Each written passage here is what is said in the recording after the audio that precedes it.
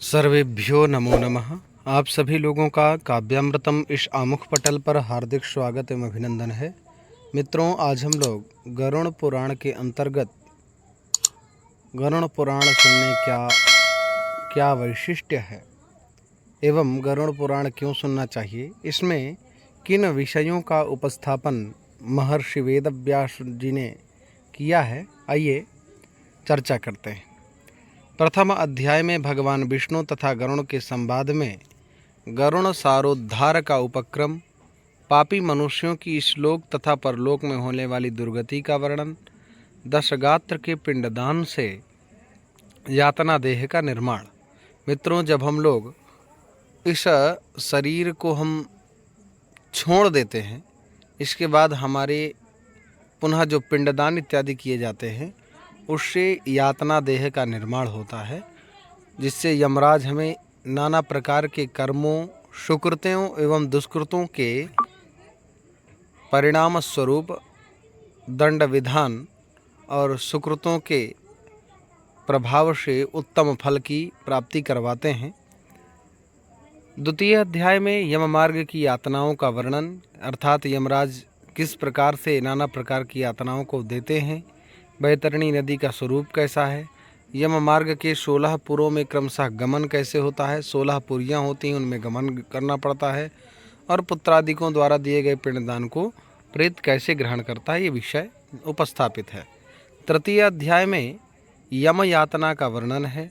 चित्रगुप्त द्वारा श्रवणों से प्राणियों के शुभाशुभ कर्म के विषय में पूछना, श्रवणों द्वारा वह सब धर्मराज को बताना और धर्मराज द्वारा दंड निर्धारण करना। नरक प्रदान कराने वाले कौन कौन से पाप कर्म हैं, चतुर्थ अध्याय में इसका निरूपण है। पंचम अध्याय में कर्म विपाकवश मनुष्य को अनेक योनियों और अनेक प्रकार के रोगों की प्राप्ति होती है। हम नाना प्रकार के कर्म करते हैं, ब्राह्मण हिंसा, गो हिंसा, नाना प्रकार के जीवों को मारना, कभी बकरा काट के खा जाना, कभी भैंसा काट को खा जाना। ये जो नाना प्रकार के कर्म हैं, दुष्कर्म, पापाचार, भ्रष्टाचार, दुराचार, अनाचार, ये जो हैं, इनके कारण हमें नाना प्रकार की योनियों से जन्म मिलता है, और नाना प्रकार की योनियों में जन्म प्राप्त करने पर कर्मानुसार हम नाना प्रकार के रोगों से प्रभावित होते हैं। षष्ठतम अध्याय में जीव की गर्भावस्था का दुख, गर्भ में पूर्व जन्मों के ज्ञान की स्मृति, जीव द्वारा भगवान से अब आगे दुष्कर्मों को न करने की प्रतिज्ञा, गर्भवास से बाहर आते ही वैष्णवी माया द्वारा उसका मोहित होना तथा गर्भावस्था की प्रतिज्ञा को भुला देना। जब मानव गर्भ में रहता है तो नाना प्रकार के दुखों को भोगता है, उसको पूर्वजन्म की स्मृति रहती है, और वह गर्भ में रह कर के नाना प्रकार के दुखों से पीड़ित होता हुआ यह प्रतिज्ञा करता है कि प्रभु, अब की बार मुझे इस गर्भवास से मुक्त करिए और मैं आगे चल कर के बहुत पुण्य करूँगा, ताकि पुनः गर्भवास से जन्य जो दुख हैं वो मुझे संप्राप्त ना हो। तो वैष्णवी माया किस प्रकार से हमें प्रभावित करती हैं, प्रतिज्ञा हम कैसे भूल जाते हैं, सारी बातें इसमें निरूपित हैं। सप्तम अध्याय में पुत्र की महिमा, दूसरे के द्वारा दिए गए पिंडदान आदि से प्रेतत्व से मुक्ति, इस प्रतिपादन में राजा बभ्रुवाहन तथा प्रेत की कथा का निरूपण है। आतुरकालिक, मरणकालिक दान एवं मरण काल में भगवान नाम स्मरण का महत्व, अष्ट महादानों का फल तथा धर्माचरण की महिमा, ये अष्टम अध्याय में निरूपित है। नवम अध्याय में मरणासन्न व्यक्ति के निमित्त किए जाने वाले कृत्य कौन कौन हैं, वो सब निरूपित हैं। दशम अध्याय में मृत्यु के अनंतर के कृत्य क्या हैं, क्या क्या करना चाहिए मृत्यु होने के बाद, शव आदि नाम वाले 6 पिंडदानों का फल, दाह संस्कार की विधि, पंचक में दाह का निषेध है, दाह के अनंतर किए जाने वाले कृत्य, शिशु आदि की अंत्येष्टि का विधान।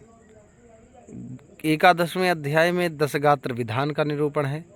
द्वादश अध्याय में एकादशाह कृत्य निरूपण, मृत शय्यादान, गोदान, घटदान, अष्टमहादान, वृषोत्सर्ग, मध्यम षोडशी, उत्तम षोडशी एवं नारायण बलि। 13वें अध्याय में अशौच काल का निर्णय, अशौच में निषिद्ध कर्म कौन कौन से, अशौच अर्थात अपवित्रावस्था, जनना शौच मरना शौच 10 दिन का होता है, और इसमें जो अशौचावस्था अपवित्रावस्था में जो हम होते हैं, इसमें कौन से कर्म हम कर सकते हैं कौन नहीं कर सकते, इसका निरूपण। सपिंडीकरण श्राद्ध, पिंड मेलन की प्रक्रिया, इसको पितर मिलौनी इत्यादि कहते हैं। शय्यादान, पददान तथा गया श्राद्ध की महिमा का निरूपण। यमलोक एवं यम सभा का वर्णन, किस प्रकार से यमराज जी की सभा है, कैसे उनका परिकर है, इसका वर्णन। चित्रगुप्त आदि के भवनों का परिचय, धर्मराज नगर के 4 द्वार, पुण्य आत्माओं का धर्म सभा में प्रवेश कैसे होता है। 15वें अध्याय में धर्मात्मा जन का दिव्य लोकों का सुख भोगकर उत्तम कुल में जन्म लेना, शरीर के व्यावहारिक तथा पारमार्थिक 2 रूपों का वर्णन, अजपा जप की विधि, भगवत प्राप्ति के साधनों में भक्ति योग की प्रधानता, मनुष्य शरीर प्राप्त करने की महिमा, धर्माचरण ही मुख्य कर्तव्य है, शरीर तथा संसार की दुख रूपता और नश्वरता, मोक्ष रूप धर्म निरूपण, ये 16वें अध्याय में। और अंतिम अध्याय में गरुड़ पुराण जी के श्रवण का महात्म्य निरूपित है। अब हम लोग